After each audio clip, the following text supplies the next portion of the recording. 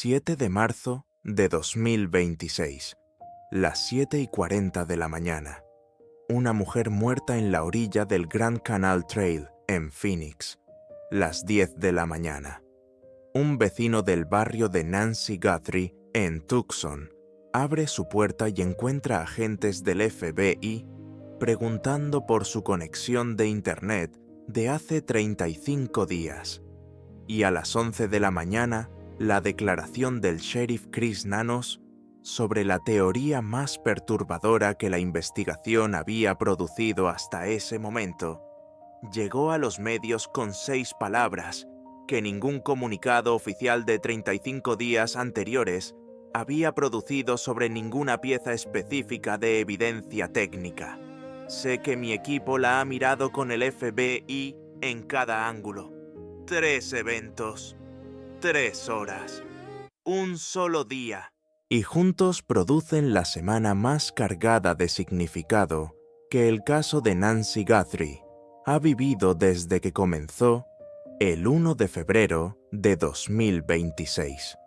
Empecemos con el canal, porque el pánico que el cuerpo de la mujer en el Grand Canal Trail de Phoenix generó entre las 8 y las 11 de la mañana del 7 de marzo es la ilustración más precisa disponible de lo que 35 días de incertidumbre producen en una audiencia de decenas de millones de personas que siguieron este caso desde el primer día.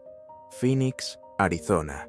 Una mujer adulta encontrada sin respuesta en la orilla del canal, sin identificación confirmada, sin descripción física, sin ningún dato que permitiera a cualquier persona razonable conectar ese hallazgo con el caso de Nancy Guthrie de manera verificada. Y sin embargo, en cuestión de minutos, las publicaciones comenzaron. Los hilos de Reddit, los comentarios de YouTube, las notificaciones de X, todos con la misma pregunta, la misma que nadie podía responder todavía, porque la policía de Phoenix no había confirmado la identidad de la mujer. ¿Es Nancy? El departamento del sheriff del condado de Pima respondió antes de que el pánico pudiera volverse incontrolable. El departamento no ha sido notificado de ninguna actividad de aplicación de la ley en el canal de Phoenix de esta mañana que esté conectada al caso Nancy Guthrie. Sin rodeos, sin esperar, sin el tipo de respuesta cuidadosa que las relaciones públicas institucionales producen cuando hay algo que manejar.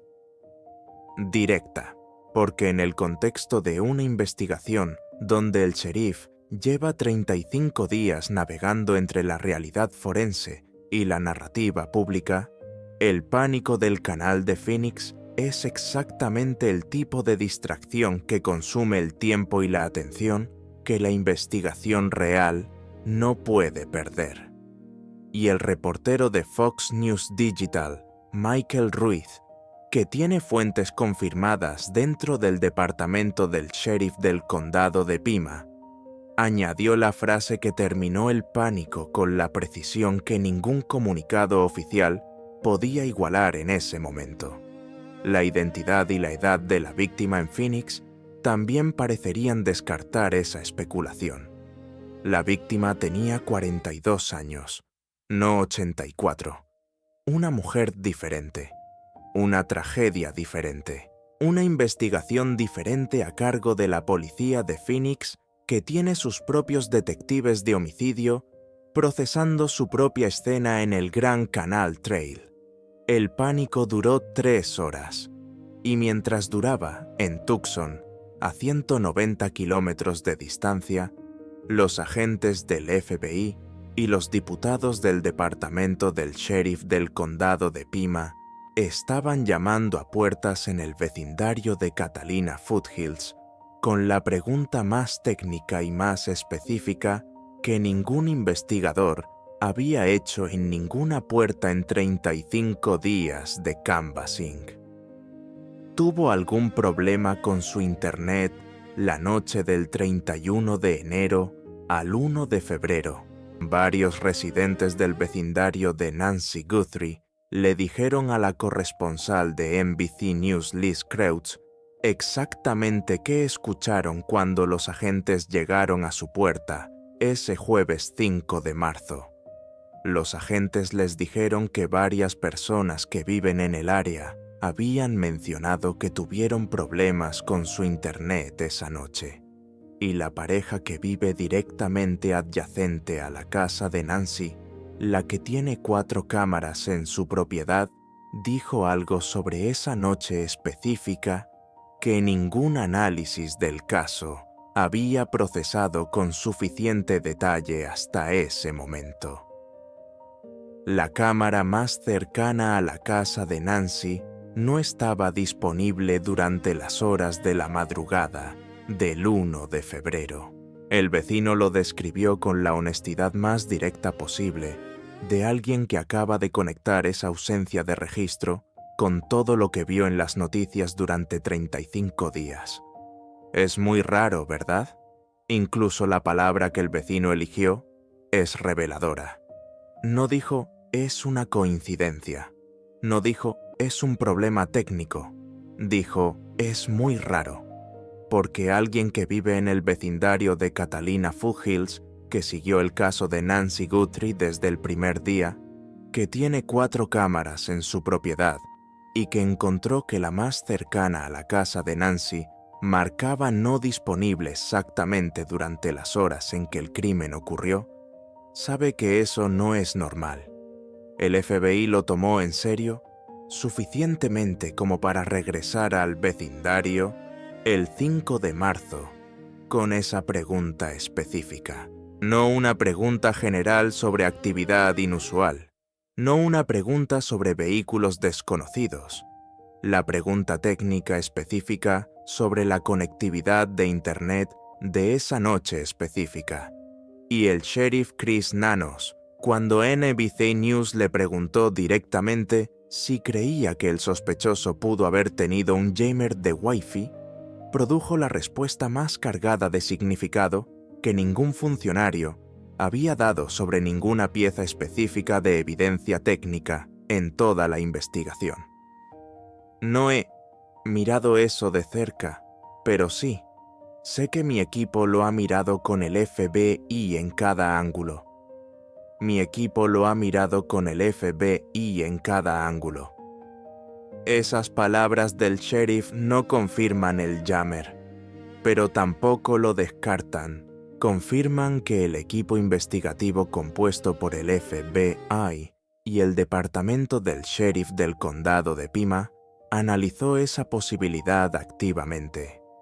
Que el objeto visible en el bolsillo del sospechoso en el video del Porsche fue sometido a análisis específico para determinar si podía ser un dispositivo de interferencia de señal, y que ese análisis fue suficientemente serio como para que el FBI regresara al vecindario el 5 de marzo específicamente para confirmar el patrón de fallas de Internet que múltiples vecinos reportaron esa noche. Y entonces llegó el debate técnico que la semana del 7 de marzo produjo entre los expertos más calificados disponibles sobre si un jammer comercial podía haber producido el patrón de fallas que los vecinos describieron. Morgan Wright, director ejecutivo del Centro Nacional de Casos Abiertos y No Resueltos, fue el más específico sobre la limitación técnica que hace que la teoría del jammer comercial sea más compleja de lo que parece. Los jammers comerciales tienen un rango de aproximadamente 10 a 30 metros.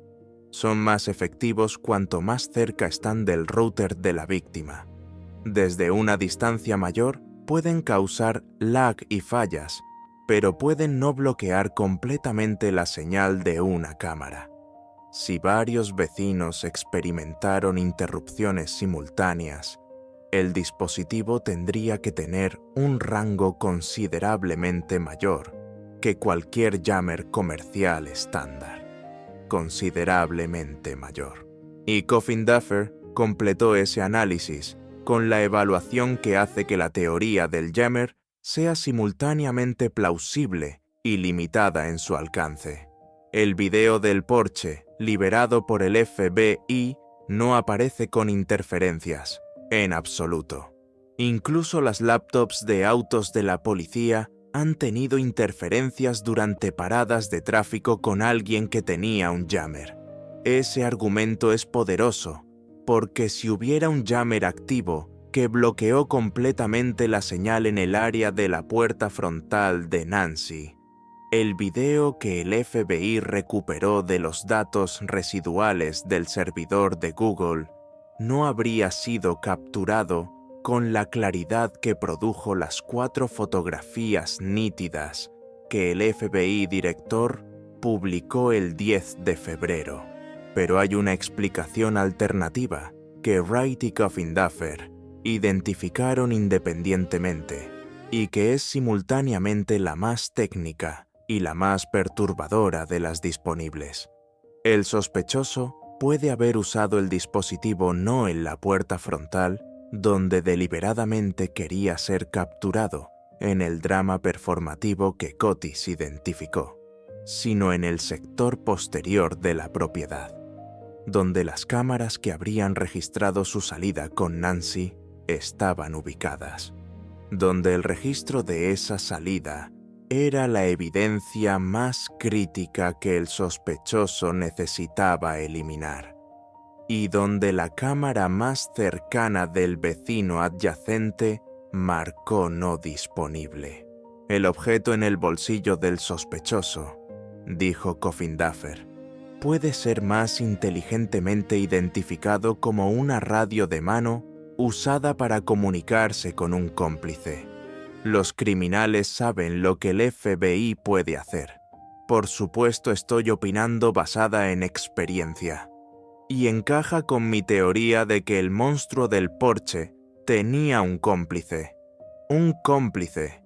Y ese cómplice, si estaba en el área, puede haber sido el operador del dispositivo que cegó la cámara más cercana del vecino adyacente, mientras el sospechoso del video ejecutaba el drama del Porsche. Y ahí está el detalle más nuevo de toda la semana que ningún análisis del canal de Phoenix ni de la teoría del jammer capturó con la importancia que merece. El 5 de marzo, el mismo día que los agentes del FBI regresaban al vecindario preguntando sobre fallas de Internet, los agentes también fueron vistos investigando la casa directamente al oeste de la propiedad de Nancy Guthrie, en el vecindario de Catalina Foothills. La casa directamente al oeste, la propiedad inmediatamente adyacente, a metros de distancia, en el rango exacto donde un jammer comercial de 10 a 30 metros de alcance habría podido ser efectivo contra los dispositivos en el interior de la casa de Nancy, y en la posición geográfica donde un cómplice que necesitaba línea de vista directa a la propiedad de Nancy para coordinar la operación con el sospechoso del Porsche, habría podido estar sin ser visible en ninguna de las cámaras del barrio orientadas hacia la calle principal. El FBI no investiga una casa adyacente a la escena del crimen en el día 33 de la investigación sin una razón específica para hacerlo. Una casa a metros de distancia de la casa de Nancy, que en las primeras semanas de la investigación fue procesada como propiedad de vecino testigo, y que el 5 de marzo, cuando el FBI regresó con preguntas sobre fallas de Internet y con la teoría del jammer activa en su análisis, fue sometida a una investigación más formal cuyo resultado no fue confirmado por ningún comunicado oficial del FBI ni del departamento del sheriff. Todo esto mientras Savannah Guthrie, en Nueva York, había publicado el 7 de marzo el mensaje más devastador de toda la investigación, con la honestidad que ningún comunicado oficial puede igualar sobre el estado real de la esperanza de una hija que lleva 35 días sin saber si su madre está viva. También sabemos que ella puede estar perdida. Puede que ya se haya ido. Puede que ya se haya ido a casa del Señor que ama y esté bailando en el cielo con su mamá y su papá, y con su amado hermano Pierce, y con nuestro papá, bailando en el cielo. Y en la misma semana en que Savannah producía esas palabras, los agentes del FBI estaban en el vecindario de su madre, preguntando sobre fallas de Internet, investigando la casa directamente al oeste de donde Nancy desapareció, y analizando la teoría de un dispositivo cuya presencia en el bolsillo del sospechoso podría explicar exactamente cómo el crimen más cubierto del año fue ejecutado bajo la cobertura de un apagón digital cuidadosamente posicionado. La exagente del FBI Maureen O'Connell añadió la declaración que convierte todas esas líneas de investigación simultáneas en el argumento más urgente disponible sobre el estado psicológico de alguien que participó en este crimen y que puede estar cerca de su límite. Si hay más de una persona involucrada en esto, lo cual creo que hay, están ahora en una freidora de aire. Y es solo quien va a saltar primero. $1 millón es mucho dinero. Eso va a cambiar el mundo de alguien. Esta persona está pensando en ello. Y la otra persona involucrada sabe que está pensando en ello. La freidora de aire. El $1 millón. Y el cómplice que sabe que el otro está pensando en saltarse. Esa es la presión que la Task Force de 4 detectives y un sargento en la oficina del FBI en Tucson está administrando en silencio mientras el canal de Phoenix genera pánico nacional y los agentes preguntan sobre fallas de Internet en el barrio de Catalina Foothills. Nancy Guthrie tiene 84 años. Lleva 36 días desaparecida. El pánico del canal de Phoenix fue un falso positivo. El Internet del vecindario falló la noche del crimen en múltiples casas y el FBI lo confirmó al regresar puerta por puerta. La casa directamente al oeste de Nancy fue investigada el 5 de marzo. El sheriff dijo que su equipo lo ha mirado con el FBI en cada ángulo. Y alguien en la freidora de aire que O'Connell describió está pensando en $1.200.000. $1.200.000 en efectivo, con un PIN de 7 dígitos, para quien salte primero. Traigan la mera a casa.